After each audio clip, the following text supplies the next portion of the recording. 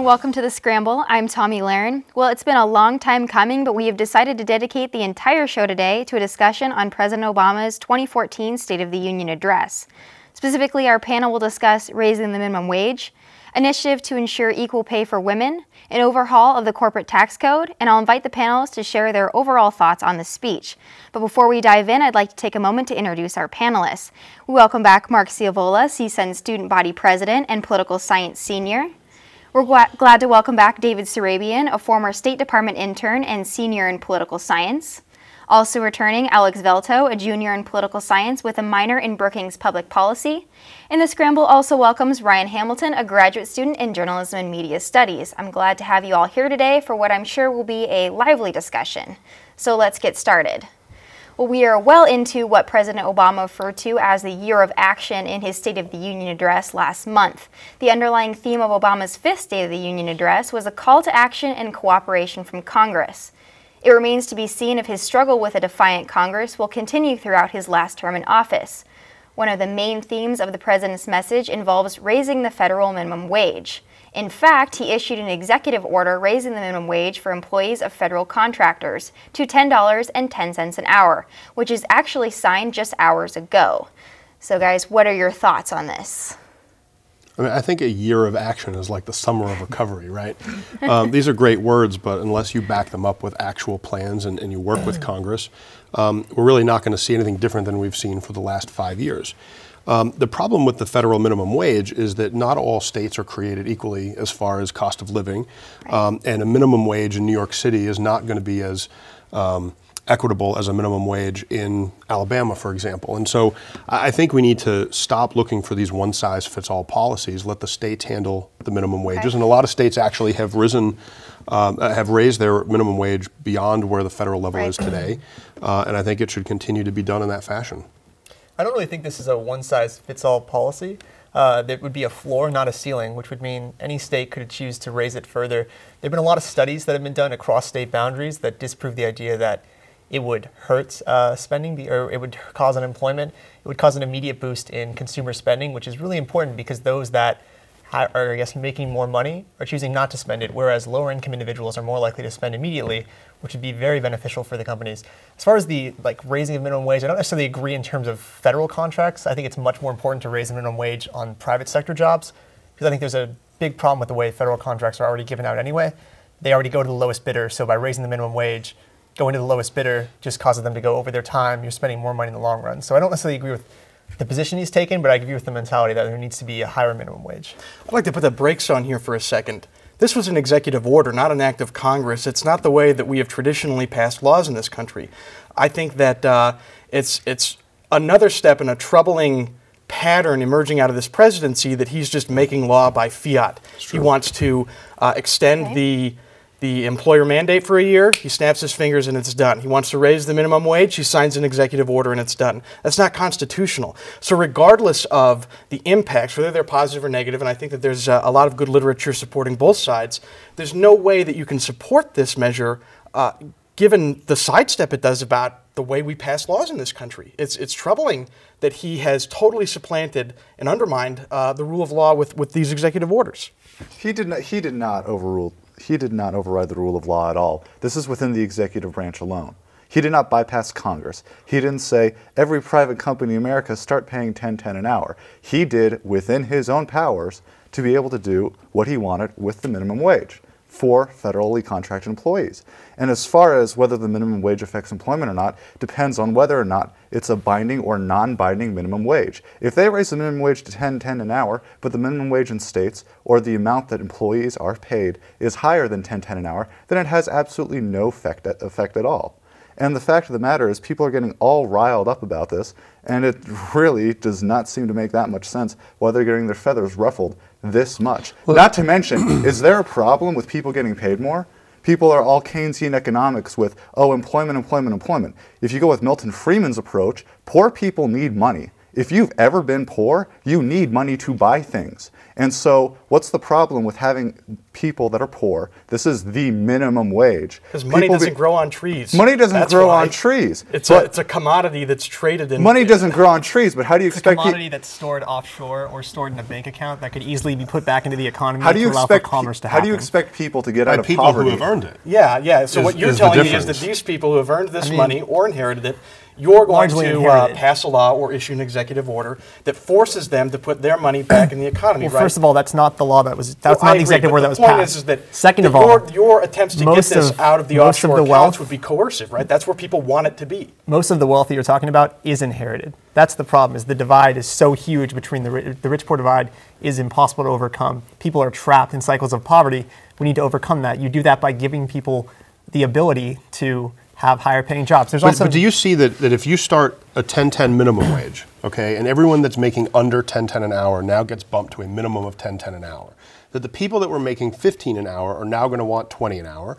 People who are making 20 an hour will want 26 an hour. but that's not going to happen. And it will continue. But there's a scale of pay based on jobs that are performed in the seniority. and seniority. So you're going to have an enlargement of all of the pay structures in the country based on the fact that doesn't the make any floor sense is now because 10-10. money doesn't grow on trees. Well, but the way companies will respond is that they will not give bonuses, and they will lower the pay of individuals who already make higher amounts of money. Are you predicting they're not going to give that this bonuses? is They're going to raise prices on goods before they cut bonuses. No, there have been bonuses are going to be. There are studies done by the Economic Policy and Research Institute. That's which have fascinating. But in the past, empirical data would absolutely which prove. empirical study are you that, talking about? Looking at even the financial crisis, right? These companies that are going out of business are providing golden parachutes to people. The idea that they're going to cut bonuses before rising prices on the average consumer is insanity. There was a study put out by Again, there was a study put out by a northern. Okay, there was a study put out by UC Berkeley Economics, which I get it. You're indicting UC Berkeley, but their business school is super conservative. They concluded that there would be a 4% increase in the amount of in the prices of goods, whereas if you were to have a 10% increase in the pay for people. So they've already debunked what you've just said. So there's a 6% divide, right? There's still going to be an increase in prices at 4%. That means it's still better off for the people that but so what about the rest of America that doesn't get a pay bump? I don't get a pay raise. That is now paying 4% more for their goods. Those people can definitely. Those people I can cannot afford that. But see, that's because Ryan. Here's the problem, okay? And this is the problem with everybody who wears donkey ties, is that they all believe, at their very basis, okay, that anybody that has a paycheck can afford to pay more. Right. And that is wrong. And this is the problem with people that are on the payroll of schools that get paid way more than they should. They are paid by the government, yet they continue to criticize it. You should actually look at the pay I get for being student body president. Because I take students to lunch with that money, and I give a lot of it back. Yeah. And I've cut my pay more than 50% since I took office. The point is that is leading by example. That is not. The point has nothing to do with minimum what Mark's wage is, and you have even less of an entitlement to raise a price to choose what he spends it on. That's not your purview. That's not your prerogative. For liberty. I love the liberty aspect, but I like equality more. Well, that's a problem fundamentally. Going back to just the discussion on, obviously this has already been done by executive order. So now I guess the debate shifts to moving the national minimum wage from $7.25 to $10.10. David, what are your thoughts on this jump? Just in it of itself, what do we think about the increase to $10.10? Well, the increase in and of itself will be good for the people that are just getting paid a very low wage right now. They'll be able to spend that money. That's what, almost 30% more? That's almost 30% more income that they'll be able to have, that they'll be able to save up, that they'll be able to spend on consumer goods. If a company doesn't have to hire 30% less employees to afford it. You're correct on that. As I said before, it depends on whether or not for the companies it is a binding so or what do we do for the people binding who now lose or their non-binding job and they're price making floor, zero? which means how many goods can they buy? What about all the companies? It matters. It matters if they're paying them less than 10. If they're paying them less than 10.10 an hour. If they're paying them more than 10.10 an hour, then it means absolutely nothing to these companies whatsoever. And so it's this overinflated, oh my God, my hair's on fire going on here about how it's going to completely throw things off completely, and it's not. Because there are a lot of people that either get paid $10 an hour. I get paid $10 an hour. A lot of people get paid $10 an hour. A 10-cent increase is barely anything. Why don't we raise it to $18 an hour then? If it's That's not going to make a difference. That's not what we're suggesting at all. No. Do not put this on some snowball runaway train. But you said that it's good for people to make thing. more money. You said poor people need more money. Poor people need more money. Have no That's impact. an economic Why don't we make it only 18? Good, exactly. Let's make it $18. Only good things come from raising the minimum wage. No. Let's jack it up. Mark, you're not going to throw this off one brink of the edge to try and pull me over. It's funny that the conservatives are the slippery slope fallacy. That's hilarious. It's not a slippery slope fallacy. The two positions individually that are being forward here are this. One, it's going to stimulate the economy with only a 4% bump in prices.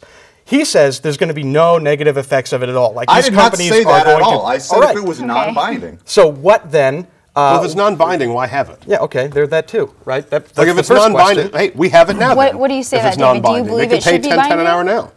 I believe that it's basic economics. If it's non-binding, then it's not going to have an effect. But people that are very poor need more money. So That's would a you fact so they can get out of poverty. In your opinion, should it be binding? Or does that remain to be seen? I guess we'll let you discuss. It should at the very least meet the equilibrium. It needs to be binding. One other aspect that You love to force people to do things. Hold up, you got your chance to talk. One other aspect that no one's discussed is the amount of people that leave jobs because they're making subprime wages. So if they're making about $8 an hour, they're going to try to find another job. That costs companies a lot of money to try to find a new employee. They have to go through processes of like checking background checks, go through a process of employing companies. These cost companies a lot of money. Yeah, training, all of this costs people a lot of money. So if you raise the minimum wage, you decrease the incentive that people will have to jump ship from their company, which takes away that cost from companies. Well, there's a huge red flag right there, because if it were more profitable for companies to retain the employees, they would just do it. They wouldn't need the federal government to raise that minimum wage. You assume companies are rational actors. And if there's anybody that's a human being that's lived long enough, including economists know, is that people are not rational actors. Companies are not people. The corporate structure, which has a fiduciary duty to, well, yeah, you know what I'm talking about, which is a fiduciary duty to shareholders, at least publicly held companies, have an obligation to raise minimum wages. And I guarantee that there are, I would say at least the majority of companies looking at how can we cut costs of new hiring, right? And one of those ways would be, if it were profitable for them, as you suggest, would likely be to give more constant raises than to just let them go and hire new people. What percent of employees, before they choose a jump ship, do you think try to renegotiate their contracts? Maybe some, maybe some. I doubt most, especially when they're working for companies, say McDonald's, a lot of these bigger corporations where you can't just talk to your manager and say, I want a raise, because there's super bureaucratic systems putting them in place, which is another benefit of this, is that you would force those major corporations, which are already contaminating our inner cities, putting out bad food. That word force there is again, it's a theme. Force. I'm going to force them to do something. So why are I'm going to coerce them. So why are there any laws, right? We shouldn't coerce anybody to do anything. Right, there should be the minimum amount of laws. I should have to coerce you to do the absolute minimum. Go to Somalia. It works out great there. What's their minimum wage? Yeah. They don't have a wage, but they also don't have any laws, which is part of the problem. Well, you know, that's not the suggestion. Let's not be silly. The suggestion is that we at least have a minimum basis of protection on private property, right? That's the thing. We can't force people to do things with their property because we believe it's good. Look, I just want to bring this back to Nevada for a minute, okay? We still have the highest unemployment rate in the country. Okay, so right now we pay $7.25 an hour or $8.25 if you have insurance. If you don't have insurance as part of your employment. You're looking at what could be a 30%, roughly, whatever, increase in minimum wage just here in Nevada. Okay, and if companies here in Nevada cannot afford to maintain their current employment levels at that increased price, then the highest unemployment rate in the country goes up. And I hate to break this to you. You're assuming there's no effect from consumer spending on the way that on their ability to hire more employees. But you already said that the consumer costs are going to go up 4%, which doesn't tell me that consumer spending is going to go up. I said consumer costs go up 4%, consumer spending or consumer resources go up 10%. Consumer spending would go up way higher than that. That's only if the companies have the money to pay the people. If instead they lay off people to be able to retain their employees at a higher rate. The real question with Mark's statement is, how many people are getting paid the minimum wage? Because you're right, it's going to cost employers for the minimum wage employees of around 30% more. But how many employees is it going to affect? Because if it's going to affect barely anybody, or even though it's not true, none at all, then what does it matter to Nevadans? You should actually look at the studies that talk about who is on minimum wage, who makes minimum wage, how that breaks down. And it is a very small minority of employees in this country. But then the question becomes, why is it such a pressing movement to increase this 30% if there's so few people that are making minimum wage in the first place? I'm gonna have to cut you guys off on this topic. We will stay on the money theme. When we get back from the break, we'll discuss initiatives to ensure equal pay for women. We'll be right back. Oh, hey, bud. Oh. Where are you headed? Just gonna hang out. It's a school night. With Gary and Todd? Yeah. Not sure about those two. I've been meaning to ask you. This is tougher than I thought. Is there any drinking going on in this crowd? No. I hope not, because alcohol can lead you to say things and do things that you really wish you hadn't. Isn't this what you're supposed to say? I know. So if any of your buddies ever pressure you to take a drink, just tell them you promised your dad you wouldn't. I'd do anything to keep you safe. Okay, I will. I hope this is working.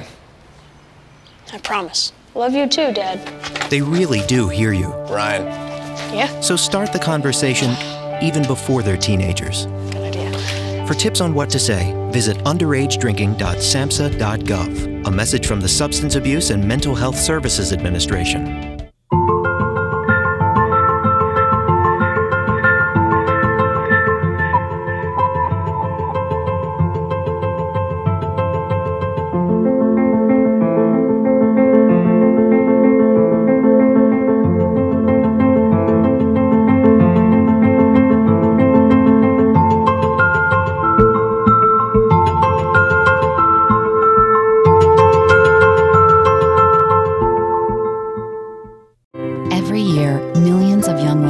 Change the skin they were born with and say they'd die for darker skin. Sadly, some actually do. Change your thinking, not your skin. Stop tanning. Learn more at spotskincancer.org. Welcome back and thanks for staying with us. Now the next theme for discussion prompted long and loud applause from the State of the Union crowd, equal pay for women. President Obama noted women make 77 cents for each dollar a man earns, calling it an embarrassment. Now I know I'm sitting with a panel of all males, but I can assure you that we all agree equal pay is a good thing. But why do you think the president made this a major theme of his address? What are your guys' thoughts on this? I'd just like to begin by saying it would be nice if the president would lead by example on this. Agreed. I mean, there are many documented studies about his own administration. Departments under the purview of the president specifically pay women less than they pay men. So this is just a totally disingenuous vote getter, in my opinion. I mean, I think that if he wanted meaningful action on this, he could start tomorrow. He could issue one of his loved executive orders. Okay. I mean, I think there's been a lot of action. Look at who our Secretary of State has been. There have been many appointments to the White House, very up in the White House, that are females. Hiring women, not the same as paying them the same. Look at the pay rate of Hillary Clinton when she was in the White House versus other people. I'm pretty sure it's very high. Can we gauge it by Hillary Clinton, though? Is that a fair gauge? I have No, one example. I think you need to gauge it by the fact that the White House pays women 18% less than men. That is a fact. Well, I think this is this is part of the bigger issue. Well, but that's a fact. And here's the thing. This is not so much about equal pay for equal work or equal pay for men and women. You have to ask, why is it that when the Department of Labor compares full-time male workers with full-time women workers, because that is the only comparison that's done in this particular regard, that women make less? And a lot of those reasons have to do with taking time off to raise children. And we're not assigning positive or negative values to these, but taking time off to raise children obviously means that they fall behind in the race for seniority. They fall behind in the race for promotions. And that may not be correct, but it happens. A lot of mothers try to get hours that are flexible or where they can get out in time to take care of children after school, and sometimes you have to give up a little bit of pay to have the flexibility that you're looking for. So there perhaps needs to be some studies into the different types of work and the different types of industries, because when those are done, the gap actually shrinks and even in some cases reverses. Yeah, he's absolutely right about that. The issue, I think, is more so than just there being a gap between those that are equally qualified, a man and a woman. The bigger issue is that there are fewer women in the high-paying jobs. So if you look at the type of majors typically women have pursued, or the type of careers they pursued, they're lower-paying careers, and that's more of the issue, is that we need to get women to continue becoming educated, continue going to colleges, continue pursuing these high-level careers, and then the gap will start to become smaller. So what are your thoughts on what Mark mentioned as far as maternity leave? How do you think that impacts a woman raising herself in the ranks? I mean, probably definitely impacts it. It shouldn't. I think that men should have maternity leave as well, though. I think that would be... Okay, that's a whole other debate. I would be interested. Ryan, what do we think about this concept? No, I agree. I think that maternity leave should be guaranteed for women, and it wouldn't bother me if a law were passed to guarantee that. You should not be disadvantaged in the career spheres for something that you are, I don't know, biologically or genetically... men can't have kids, right? Only women can do that. So it seems to me that there should be no disadvantage, women didn't elect to have that. That's just the way the family works. So there should be laws that protect them from discrimination on that basis, and that guarantee them some kind of protection in terms of the career race so they don't fall behind so Let me bring up another point, though, because it isn't really so much about maternity leave in and of itself, because you get 12 weeks, and a lot of companies extend that to men as well. The issue really is that if you can't afford daycare, which is exorbitantly expensive, okay, that it is actually more affordable to have a parent stay home and raise that child. And in a lot of cases, it is becoming more and more common for it to be the male in the relationship, but mostly currently it is the women.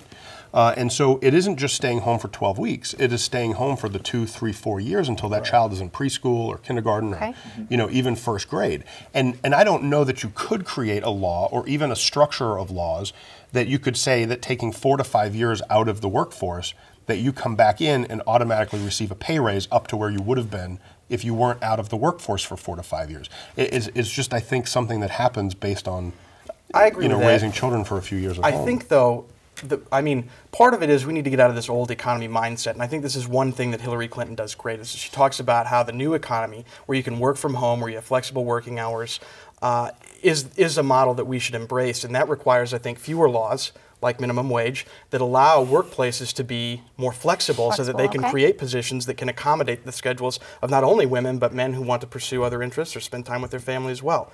And so I think that that is one of the things that we should move towards, is essentially creating a more flexible workspace. Not everybody in the workforce can have a flexible work, flexible work. If you're a private contractor, if you work in real estate, you work in law, you might be able to have a flexible schedule. However, if you work at a department store, you can't really choose your schedule, be flexible, and work from home, which is why you need to have minimum wage for a lot of females that may choose to work, I don't mean to essentialize, may choose to work in a career that requires you to be there at a certain time of the day. I agree, but when available, you would try to pursue the flexibility. Before we move back to the minimum wage, David, what do we think about this being brought up in the State of the Union? What are your thoughts on Obama's message and making this a major theme of his address? With women, I'm a bit confused about the White House pay comments. I'm unfamiliar with those numbers, but the federal government writ large is pretty equitable when it comes to paying women. I have many members of my family have worked for the federal government, my aunt's mother, and it's pretty much, this is your pay grade. There are steps within that grade. When you get promoted, you go to a new grade. This is the thing about the federal government. In a sense, you're like a number in that this is what you've done, this is how much you should get paid. And so when I first, a few years ago, started hearing about how women don't get paid as much, it was so perplexing to me because it's the concept, they're an employee that works. How is this a problem? And I understand Mark's comments, I understand that, and they're valid, is that women stay home, women choose more flexible hours, and that's just the facts of life, is women can bear children and men can't, for now, until science does something crazy. And it's just, we need to be able to work on this. We need to work on this. And there are various reasons why women get paid less, like Mark pointed out, whether they're gone for a few years or whether husband stays home or whether they pick more flexible hours. But we ought to at least work towards, preventing this from happening where women are just straight out not being paid as much as men. If a woman decides to have a child and raise her child, and she stays out of the workforce for a few years, there's nothing the government really ought to do about that. We shouldn't force people to stay in a job if they have a kid, if they want to stay at home. But let's just bring this back to the fact that when you do account for the type of job, when you do account for the industry, the gap typically vanishes, if not reverses. No, that's not true. But it depends on the industry. There are some industries where women make more than men. You would agree it's closer. It's closer. And there are some industries where women make more than men. But the reality that you have to, I think, come to terms with here is that this issue, while we can have fun talking about it here, and while it is a serious issue that needs to be looked at in the context of the State of the Union speech, I think the overarching theme of this presidency has been politics. Everything this president does is politics. He has never stopped. God forbid a politician talk about politics. Well, but hold on, because once you win, your job is to govern. It is not to campaign and politic all the time. And so this president has demanded that Congress work with him, yet refused to work with Congress. He has demanded that his initiatives get passed, yet had unprecedented control over Washington, House, Senate, and the White House, and didn't get what he wanted accomplished at the time because even members of his own party were not behind them. So they won't even stand next to him at campaign absolutely. rallies. So this has been nothing but politics for 5 years. There are so many things wrong with what you just said. I don't know where to and start. I don't blame you given your choice of apparel. I'm going to try though. I understand. All right, Alex, you have the floor. Yeah, Let's hear it. Well, you initiate the argument that Obama is only being politicking. The truth is that That's a the fact, yeah. House, which you claimed he had control of never during his presidency, has never been willing to cooperate. I'm sorry, the Boehner- Democratic Party has not had Democratic- control of the House under not President since- Obama? Not at the same time as the Senate. I'm sorry? Not as the Senate. Can somebody get an Hold on. iPhone out? Yeah, We can please, solve this because- right now. When Obamacare was passed, I the, believe. The Yes. House did No. not fall into Republican hands until 20. January 3rd, 2011. Hold up. That's okay. correct. Okay, and the president That's a had already fact. been in office Since- for 2 years either way, since then, had since- passed Obamacare. Since Boehner not has either come way. in, since hold the on, House has not taken control, Either way. Boehner has been. That is a fact. Boehner has refused to cooperate with Obama and said that's his #1 objective is to Okay. ensure that Obama does not get reelected and not get his That was policies Mitch passed. McConnell, not John. See, this is the problem with facts, is that you get them wrong. No, that's not. Look at Mitch I just wanna McConnell rein- was the I one wanna that rein made you guys Obama's back in. re-election his first Just priority. for a moment, because we are discussing the overall themes of the speech, and we're talking about cooperation, and it just was confirmed that, yesterday the House did pass the debt ceiling. So there is themes of cooperation. What do you guys in the last couple of minutes think about this new era of cooperation as of yesterday and today? false hope. Consider it a surrender. Okay. Right? The House should not work to pass laws which they know in good conscience are not going to be sustainable or good in the long run, right? And the extension of the debt ceiling is one of those laws. We can't continue to borrow money. I mean, even you have to agree this is not a sustainable policy. We cannot continue to do that. I mean, there shouldn't be a debt ceiling to begin with. We should be focusing on cutting programs, cutting spending, not focusing on continuing to politicize the issue of whether or not we can spend more. We should focus on cutting spending. Well, why won't you should call your side. 'Cause Raising they the won't debt stop All right, ceiling. guys. spending. I feel like the debt ceiling is going to have to be saved for another show because we know it's an extensive topic. And that's all the time we have for today. So now you know what we think. Let us know what you think. Share your opinions and any ideas or topics you would like us to scramble about to thescramble.unlv@gmail.com. You can also catch full episodes of The Scramble at unlv.tv. For all of us here at The Scramble, we thank you for joining us, and we hope to see you next time.